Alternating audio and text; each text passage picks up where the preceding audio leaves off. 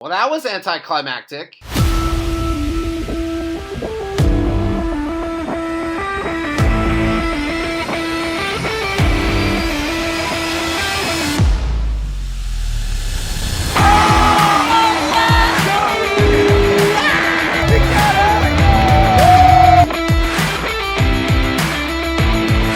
What's up, everybody? Team Fanatic here. Hope you all are having a fantastic day and welcome to another post-game reaction. In this one, I'm here to talk about the big game, Super Bowl 60, and give my reaction to everything that happened. Seahawks beat the Patriots in the 60th Super Bowl. They win 29-13, capturing their first Lombardi in 12 years. How ironic is that? Congrats to the Seahawks. Sucks for the Patriots. I got lots to talk about here. I want to give my reaction to a lot of stuff that we saw in this game. So, and you know what? I promise I will give Seattle fans their flowers later. But let's get into this. Let's talk about this game. So, coming into this game, I think a lot of fans had Seattle for a lot of good reasons. Mainly, I feel like because of their defense and just how dominant that they've been, and also because of the fact that the Patriots, if you look at their schedule, even in the playoffs, they really didn't have like the toughest kind of competition. So it was going to be very interesting to see how they would match up with this Seahawks here. So in this first quarter, I thought it was a very good start for Seattle on both sides of the ball. Hawks first drive, 8 plays for 51 yards. First and 10 at the 40, Darnold to cut for 23 yards. Seattle does eventually have to settle for the field goal, but again, like a very solid start for their offense. Following that, Seattle's defense, and this, as we saw throughout, this would be a common theme. They gave Drake May and this Pats offensive line some fits. They frustrated the crap out of them. First Pats drive really doesn't amount to anything. First and 10 at the 45. May is sacked by Hall, a loss of 10 yards. Pats would eventually punt. And this is something that's, unfortunately, that we would see throughout, especially in this first half, was a lot of punts, a lot of drives that really did not go anywhere.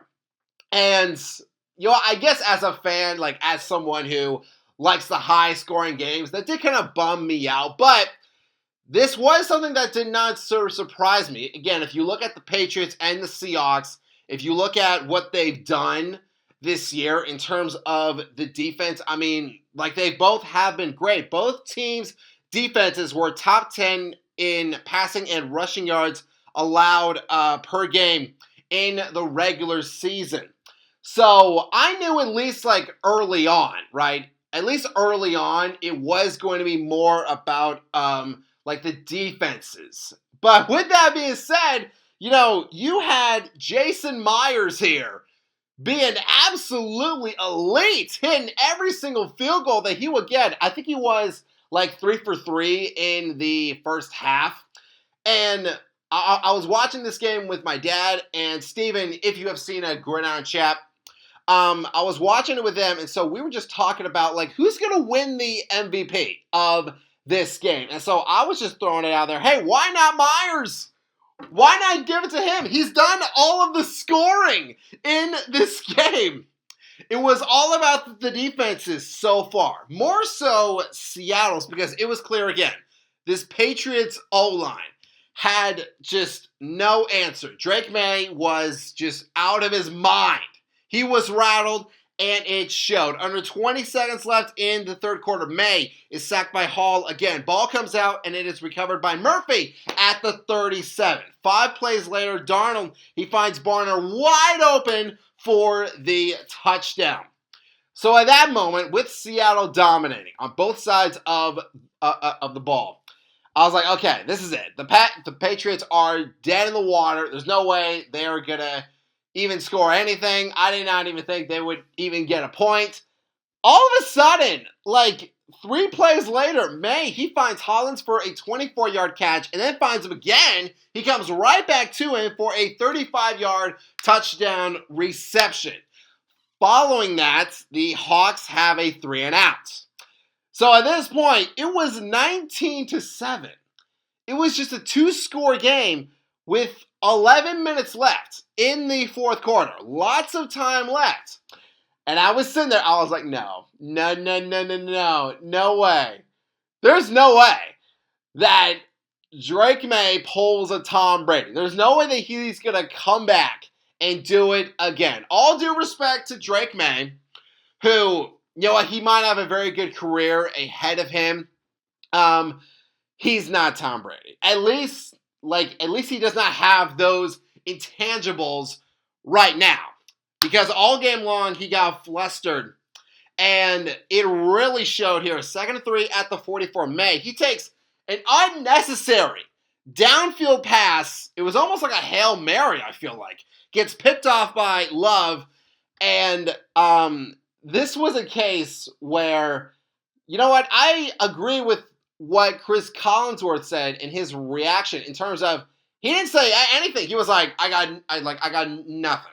He literally said that on the broadcast. And we all know Chris Collinsworth. Like, thank goodness he did not try to rizz up Patrick Mahomes in this game. Thank goodness for that. But usually he has a lot to say after, like, big plays. Here, he's got nothing. Like, nothing to say. Honestly, I can't blame him. I was stunned by that, too, because, again, I didn't think at that point, Drake May, he needed to take, like, the desperate deep field shot. Again, I called it right here. They were only down by 2 scores. Over 10 minutes left in the game. And if he had, you know what?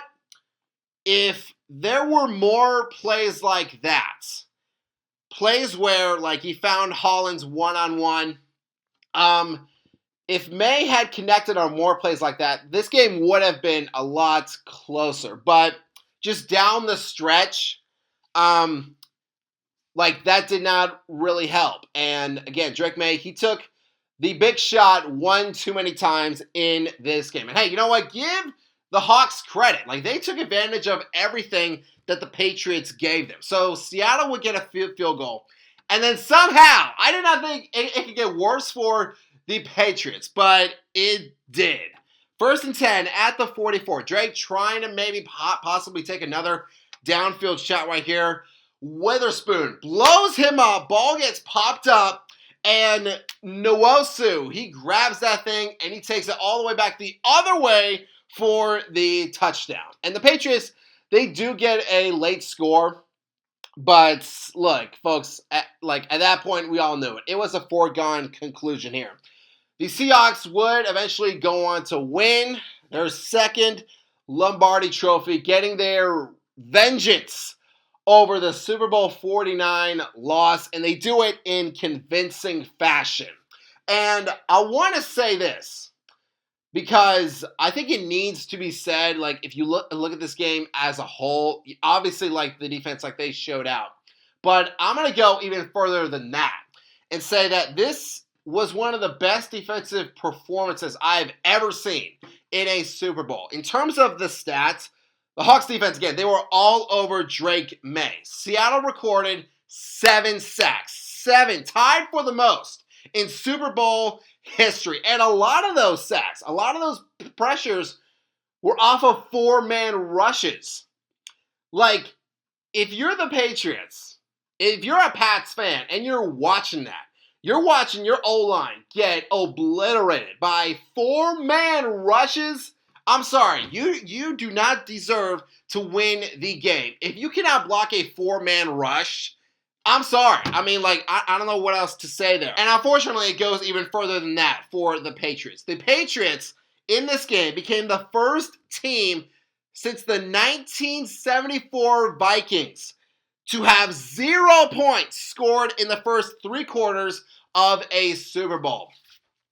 But give Seattle credit. Give Coach Mike McDonald credit. They had a great game plan, and they maintained it for the entire game. Sam Darnold, let's give him his flowers first. One of the best turnarounds in sports history. Like, I think back to, Like Peyton Manning, when he was outcasted by the Colts, he goes to Denver. He takes them to 2 Super Bowls, wins one of them. And I thought that was a great comeback story. But this story by Sam Darnold, this has to be made into a movie. A guy who has been all around the league. What was this, like his 5th team in 8 seasons? And the fact that, you know what, Sam Darnold, he played rock solid in this game. Yes, he did face a lot of pressure, kind of similar to what Drake May faced, but Darnold, he was able to get those necessary throws to keep certain drives alive, and plus, he never turned the ball over. Solid performance by Sam. He absolutely deserves this moment right here. Josh Allen, eat your heart out. Kenneth Walker, give him his flowers. A sensational performance by him. 27 carries, 135 yards. He almost had the touchdown, but that one hold on the Hawks line just took it away from him, man. That sucks. But either way, Walker, he had a great game. Became the first running back to win Super Bowl MVP since Terrell Davis. Congratulations to the Seahawks, their players, their management, the coaches, the fans, everybody. Congrats to the 12s. Y'all earned it. Congratulations. But fans, that is going to do it for this post-game reaction. Thank you all so much for watching. If you all enjoyed this video, hit that subscribe button, hit that bell, and you can join our Fanatic Army. And a hearty salute to all of you as always. And I hope that all of you have a fantastic day.